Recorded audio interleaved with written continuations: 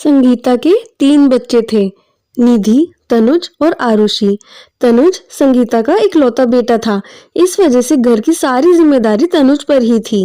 निधि और आरुषि की भी शादी हो चुकी थी, लेकिन वो अक्सर अपने माँ के यहाँ रहने आ जाती थी। तनुज की शादी गांव की लड़की सपना से हुई थी। सपना दिखने में बहुत खूबसूरत थी और वो सबसे ऐसे मीठे स्वर में बात करती थी जैसे कि उसके मुंह से शहद टपकता हो। लेकिन निधि और आरुषि को सपना बिल्कुल भी पसंद नहीं थी, जबकि संगीता को अपनी बहू बहुत पसंद थी। जैसे ही सुबह के 5 बजते सपना जल्दी उठकर घर के सारे काम निपटा देती थी, जबकि उसकी दोनों नंदे 10-12 बजे तक सोती ही रहती थी। दीदी, कल तो मैंने बहुत अच्छा सपना देखा। आप सुनोगे तो आप भी खुश हो जाओगे। अच्छा, ऐसा है क्या? तो जल्दी से बता दे, क्या देखा तूने? मैंने देखा हमारे घर की नौकरानी आई मीन हमारी भाभी हमारी बहुत सेवा कर रही थी। तो चल, तेरा रात का सपना आज ही सच कर देती हूँ। गांव वाली से हमारे लिए चाय पकौड़े बनवा लेते हैं। अरे भाभी, जरा सुनिए तो। सपना के साथ उसकी सास संगीता भी आ जाती है। कितनी देर हो गई भाभी, आपने तो नाश्ता ही नहीं दिया। चलिए जल्दी से हमारे लिए चाय पकौड़े ले आइए। हे भगवान, कैसे बुरे कर्म कर लिए मैंने, जो ऐसी 2 लड़कियां मेरे को ही मिल गईं। शर्म नहीं आती तुम्हें? सारा दिन अपनी भाभी से काम कराते हो, खुद बना के क्यों नहीं खा लेती? क्या मम्मी आप भी, आपको क्या पता नहीं हमें कहाँ खाना बनाना आता है? खाना बनाना नहीं आता तो क्या तुम मेरी बहू को तंग करोगे? अरे थोड़ा हाथ पैर चलाओ और ये खाना बनाना सीखो। सारा दिन बस एक दूसरे से गप्पे ही मारती रहती हैं। हम क्या तुम्हारे नौकर हैं? एक चाय बनाने को ही तो कहा है, इसमें क्या बड़ी बात है। आप दोनों मेरे चक्कर में मत लड़िए। दीदी, आपकी सेवा करना तो मेरा फर्ज है। मैं अभी आप दोनों के लिए चाय बनाकर ले आती हूँ। कुछ ही देर में सपना अपनी नंदों के लिए चाय बनाकर ले आती है। दीदी, ये सपना तो बहुत चालाक है। ऐसे तो मम्मी से हमें डांट पड़वा दी और फिर अच्छे बनने के चक्कर में हमारे लिए चाय भी ले आई। ये तो तूने सही कहा छोटी, गांव वाली होकर हमारी बराबरी करने चली है। इसको तो सबक सिखाना पड़ेगा। निधि और आरुषि अपनी भाभी को तंग करने के लिए एक प्लान बनाते हैं और बाथरूम में जाकर निधि बहुत सारा पानी फर्श पर गिरा देती है। अब देखना दीदी, इतना सारा पानी गिराया है। मम्मी को तो बाथरूम में वैसे ही इतना पानी पसंद नहीं। जब मम्मी इस फर्श को देखेंगी तो हमारी इस सपना भाभी को बहुत डांट पड़ेगी। तेरे इस प्लान से तो हमारे 2 तीर लगेंगे। पहला, अगर सपना यहाँ आती है तो क्या पता वो पानी में ही फिसल जाए, और दूसरा, जब मम्मी इसको देखेंगी तो सपना को बहुत डांट पड़ेगी। थोड़ी देर बाद संगीता बाथरूम में आती है और बिना देखे ही उसका पैर पानी में पड़ जाता है, जिससे कि वो फिसल जाती है। संगीता की आवाज सुनकर सपना उसकी मदद करने के लिए आती है। मम्मी जी, आप ठीक तो हैं? आपको कहीं चोट तो नहीं लगी? मुझे माफ़ कर दीजिए, पता नहीं ये बाथरूम में पानी कैसे फैल गया। नहीं नहीं बहू, इसमें तेरी कोई गलती नहीं है। मुझे पता है तूने ऐसा कुछ भी नहीं करा है। ये काम तो उन दोनों बेवकूफ़ लड़कियों का है जो तुझे परेशान करने के लिए ये सब कर रही हैं। इन दोनों से तो अब मैं बात करूँगी। एक तो तुम्हें काम धंधा करना नहीं आता, ऊपर से शादी करके इस घर में ही बस गई हो। तुम्हें तो बिल्कुल ही शर्म नहीं आती। अपनी भाभी को इतना दुखी कर रखा है। ये बाथरूम में इतना पानी क्यों गिरा के आ गई तुम दोनों? माँ, तुम्हारी हिम्मत कैसे हुई हम दोनों से ऐसे बात करने की? बहू है ये इस घर की, इसी के तो फर्ज है हम सबके काम करने के। हाँ नहीं तो, आपके पास क्या सबूत है कि बाथरूम में हम दोनों ने ही पानी गिराया है? रुको, भैया को आने दो, फिर ही बात करेंगे अब तो। अपने भाई तनुज के घर आते ही दोनों बहनों ने अपनी माँ और अपनी भाभी दोनों की शिकायत करना शुरू कर दिया। रहने दो ना माँ, इन दोनों से क्या ही बहस करनी, दोनों छोटी हैं, जाने दो इन्हें। अरे तू इन दोनों की बातों में मत आ। एक नंबर की झूठी और नौटंकी होती जा रही हैं ये लड़कियां। वाह मम्मी, आपने तो हमें नौटंकी ही बना दिया उस कल की आई लड़की के लिए। अब हम आपके लिए बुरे हो गए। बस अब तो मुझे आपके साथ यहाँ पर रहना ही नहीं है। हाँ, तो इतने दिनों से मैं भी तो यही बात कर रही हूँ कि शादी हो गई है तुम्हारी, अपने अपने घर जाओ। हम यहाँ से क्यों जाए भला? इस घर में हमारा भी हक है। भैया, आप हम दोनों को हमारा हिस्सा दे दीजिए। संगीता और तनुज उन दोनों को समझाने की बहुत कोशिश करते हैं, लेकिन वो दोनों बहनें किसी की एक भी नहीं सुनती और ज्यादातर घर का हिस्सा खुद ले लेती हैं। संगीता और उसकी बेटी बहू को एक ही कमरे में रहना पड़ता है। अपनी बेटियों का ऐसा व्यवहार देखकर संगीता को बहुत बुरा लग रहा था। ये भला क्या हो गया हमारे साथ?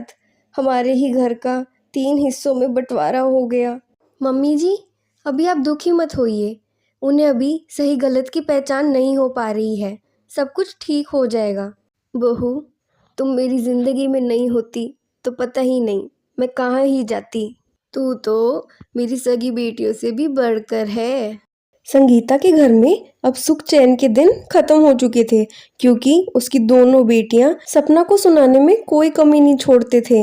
लेकिन सपना अपने नंदों के खिलाफ कुछ भी नहीं बोलती थी। बहू, मैं कितने दिनों से देख रही हूँ ये दोनों तुझसे कितनी बदतमीजी से बात करती हैं और तू चुप रहती है। तू इन चुड़ैलों को कुछ जवाब क्यों नहीं देती? तूने अपने मुंह में ये दही क्यों जमा रखी है? नहीं माँ जी, ये दोनों मेरी बहनें जैसी हैं और अपनों से ही लड़ाई कर कर झगड़ा कर कर भला किसको सुकून मिला है? आप देखिएगा, एक दिन सब कुछ ठीक हो जाएगा। मेरी ज़िंदगी में तू मेरे लिए क्या मायने रखती है ये तो मैं तुझे किसी भी तरीके से नहीं बता पाऊंगी। तू तो मेरी हीरा है, हीरा। मुझे यकीन है तू सब कुछ ठीक कर देगी। निधि और आरुषि को खाना बनाना नहीं आता था, इस वजह से वो दोनों बाहर का खाना ही खाती थी। लेकिन ये ज्यादा दिनों तक नहीं चला, उन दोनों की तबीयत खराब होने लग गई। ओहो दीदी, ये तो तबीयत बिल्कुल ही ख़राब होने लगी हमारी तो।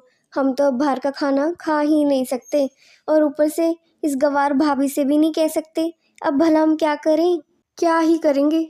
मम्मी को तो हम दोनों की पड़ी नहीं, तो हम दोनों को ही खाना बनाना पड़ेगा। चल किचन में चलते हैं। दोनों बहनें खाना बनाने के लिए साथ में किचन में आ जाती हैं। किचन में जाकर दोनों बहनों को कुछ भी समझ ही नहीं आता और अचानक से निधि के हाथ से वो तेल की बोतल फर्श पर ही गिर जाती है। ओफो निधि, तू तो बिल्कुल भी सही से काम नहीं कर सकती। सारा का सारा तेल गिरा दिया।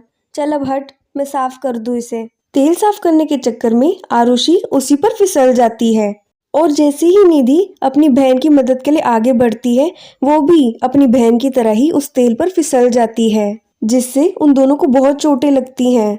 सपना अपनी दोनों नंदों को संभालकर उनके कमरे में बिठाती है। दीदी, अब दोनों आप ठीक तो है ना? आप चिंता मत कीजिएगा, मैं आप दोनों के लिए खाना बना दूंगी। आप बस आराम कीजिए। बहू बिल्कुल सही कह रही है। तुम दोनों का तो वैसे भी पेट खराब है, तुम आराम कर लो। दोनों बहनों को अपनी गलती का एहसास होता है और उनके किए हुए बर्ताव पर भी वो बहुत शर्मिंदा होते हैं। माँ, भाभी, हम दोनों को अपने बर्ताव के लिए क्षमा कर दीजिए। इस घर पर अगर किसी का हक है तो वो आप दोनों का है, ना कि हमारा। हम दोनों को हमारी गलतियों के लिए माफ़ कर दीजिए।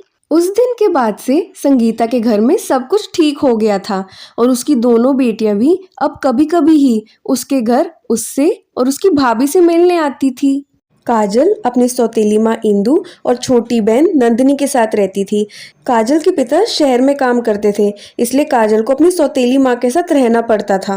अरे ओ कल्लो रानी, कहाँ रह गई? ज़रा इधर तो आ। अपनी सौतेली माँ के ऐसे कड़वे बोल से काजल का मन बहुत दुखता था। अरे कल्लो, भला तू इतनी देर से क्या कर रही थी? अभी तक तूने हमारा नाश्ता ही नहीं दिया। ओ कम ऑन मॉम, आपको तो पता ही है, आपकी ये डार्क ब्यूटी स्लीपिंग ब्यूटी बन गई होगी। माँ, भला मैंने आपका क्या बिगाड़ा है? आप क्या मुझे सारा टाइम कल्लो कल्लो बुलाते रहते हो? मेरा नाम काजल है। आपकी वजह से ये नंदिनी भी मुझसे ज़ुबान लड़ाती है। अरे अब भला काली लड़की को काली नहीं बुलाऊंगी तो और क्या बुलाऊंगी? और काली तो तेरे को मैं मुंह पे बोलती भी नहीं हूँ, कल्लो बुलाती हूँ, तो ये तो तेरा निकनेम ही हुआ ना। और खबरदार, आगे से तूने नंदिनी को कुछ भी कहा तो नंदिनी तुझसे 100 गुना सुंदर है, सुंदर। सौतेली होकर भी तो जैसे काली कलूटनी को हम अपने घर में रख रहे हैं, वो ही बहुत बड़ी बात है। चल जल्दी टाइम वेस्ट मत कर, हमारा नाश्ता लेकर आ। अपने बारे में इतनी बुरी बातें सुनकर काजल को बहुत दुख हुआ और उसके आंसू तब निकल गए जब उसकी बहन नंदिनी उसके काले रंग पर हंसने ही लग गई। काश बाबा ने मेरे लिए माँ से शादी करी ही नहीं होती, हम दोनों सुखी ही रहते। उन्हें क्या पता, माँ तो मुझे अपनी बेटी मानती ही नहीं। नंदिनी, तू कहाँ है? देख, मैं तेरे लिए नाश्ता लाई हूँ। मैं अभी वॉशरूम में हूँ। तू मेरे खाने की प्लेट बेड पे रख दे और चली जा।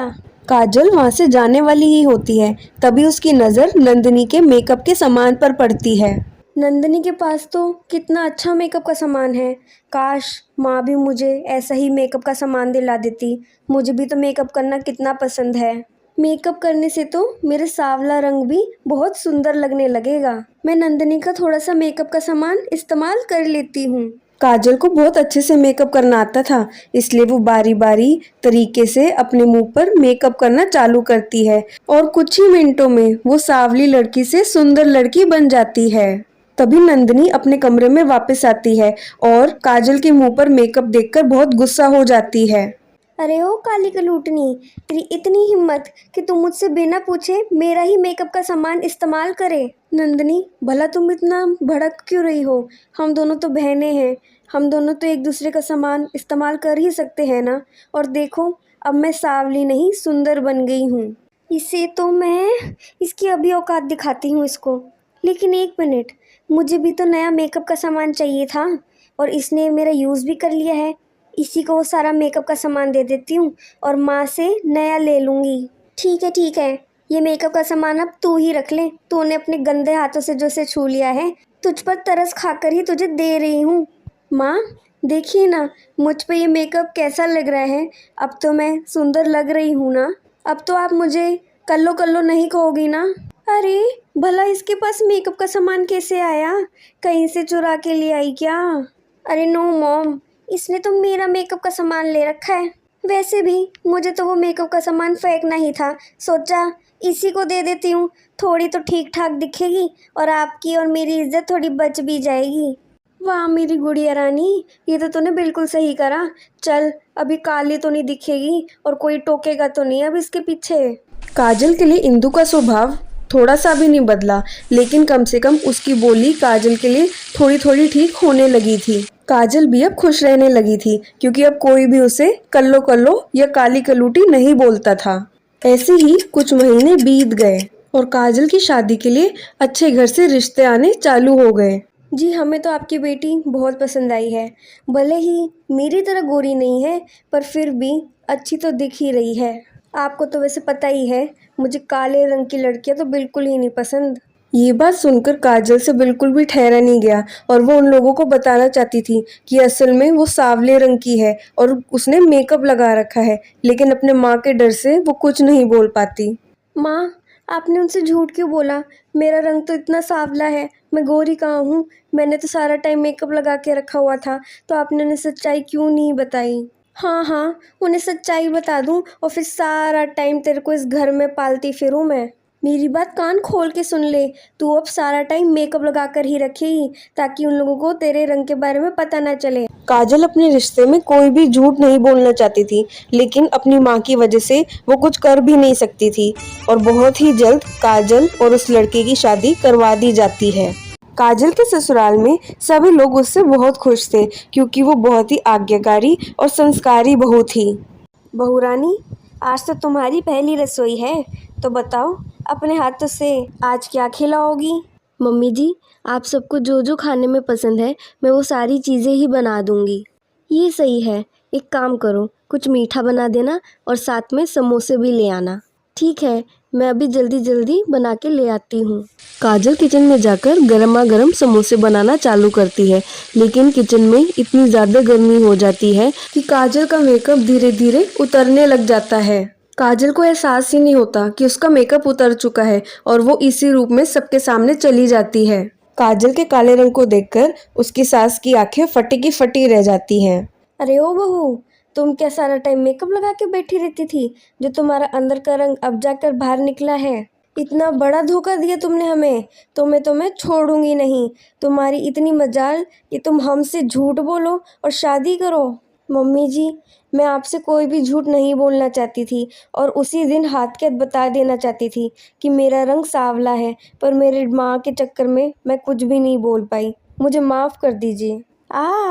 ऐसे कैसे माफ़ कर दूँ? इतनी छोटी सी बात है क्या जो माफ़ी मांग रही हो? तू और तेरा मायका सारे के सारे ढोंगी बैठे हैं, मेरे और मेरे बेटे की तो ज़िंदगी ही ख़राब कर दी। ना, मुझे मेरे घर में ऐसी काली कलूटनी बिल्कुल नहीं चाहिए। मोहित बेटा, तू भी अपना फैसला अभी के अभी ही सुना दे। मुझे भी अब इस शादी में नहीं रहना है। काजल, तुम यहाँ से चली जाओ। सुन लिया? चल जल्दी से अपना बोरिया बिस्तर बांध और चली जाए यहाँ से।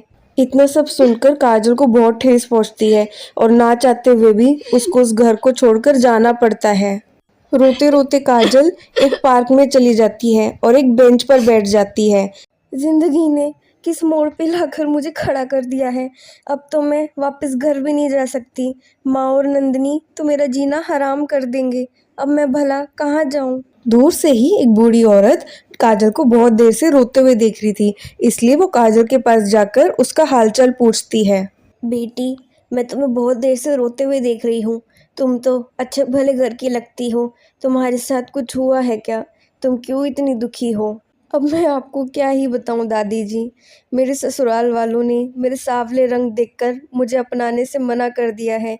मेरी सौतेली माँ और बहन भी मुझे पसंद नहीं करते। अब मैं कहाँ जाऊंगी? मेरे परिवार वालों ने भी ऐसे ही करा था। मुझसे तंग होकर मुझे घर से ही निकाल दिया।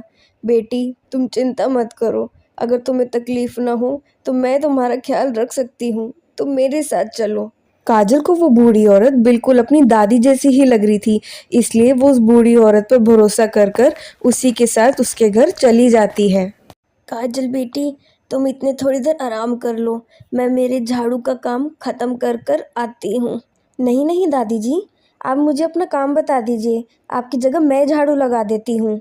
नहीं काजल, ये मेरा काम है। और बेटी, तुम चिंता मत करो। तुम अपनी ज़िंदगी में कुछ ना कुछ बड़ा ज़रूर करोगी।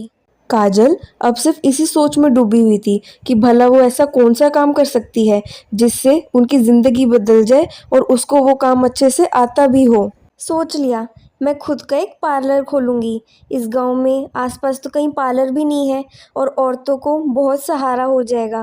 पहले मैं उनके लिए एक फ्री ट्रायल रखूँगी, तभी उनको एहसास हो जाएगा कि पार्लर से उनकी खूबसूरती बढ़ सकती है। काजल के पास खुद की बचत करे हुए जितने भी पैसे थे उनसे वो ज़रूरत का सामान खरीद लेती है और एक खाली मैदान में अपना छोटा सा पार्लर खोल लेती है।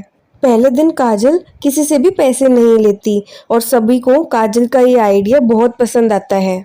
काजल की पहले दिन ही बहुत अच्छी शुरुआत होती है, जिसमें कुछ औरतें उसका इंतज़ार करती हैं और वो एक एक करके सभी औरतों का कभी या तो मेकअप करती या कभी उनके बाल काटती या कभी उनका फेशियल करती। दीदी, आप तो बहुत अच्छा काम करते हो। कितने अच्छे से हमारा फेशियल करा, हमारा मेकअप करा। इस गांव में तो कोई पार्लर वाली थी ही नहीं। आपका बहुत बहुत धन्यवाद। नहीं नहीं, धन्यवाद तो मुझे आप लोगों को करना चाहिए, जो आप मेरे पार्लर में आए और आपने मेरा काम देखा। आशा करती हूँ कि आप लोग ज़रूर दोबारा आएंगे। हाँ जी, हम तो दोबारा ज़रूर आएंगे। अरे काजल बेटी, तुम इतनी देर से कहाँ थी? मैं तुम्हें कब से ढूंढ रही हूँ। तुमने तो मुझे बुरी तरह ही डरा दिया था। मुझे माफ़ करना दादी। दरअसल मैं किसी काम से ही बाहर गई थी। पता है, मैंने अब एक खुद का छोटा सा पार्लर खोला है। उससे मैं अपनी और आपकी दोनों की ज़िंदगी बदल दूँगी। अच्छा, तुम्हें मेकअप करना आता है बेटा? हाँ दादी, मुझे पार्लर के सारे काम आते हैं। अब तो आप बस देखते जाइए। मैं बहुत कड़ी मेहनत करूँगी, जिससे हम दोनों आराम से जी पाएंगे। ऐसे ही काजल एक साल तक कड़ी मेहनत करती है और उसकी मेहनत रंग लाती है। काजल की तरक्की हो जाती है और वो एक खुद का बड़ा सा पार्लर बनवाती है और जैसे वो पहले रहती थी वैसे ही वो अब रहने लगी।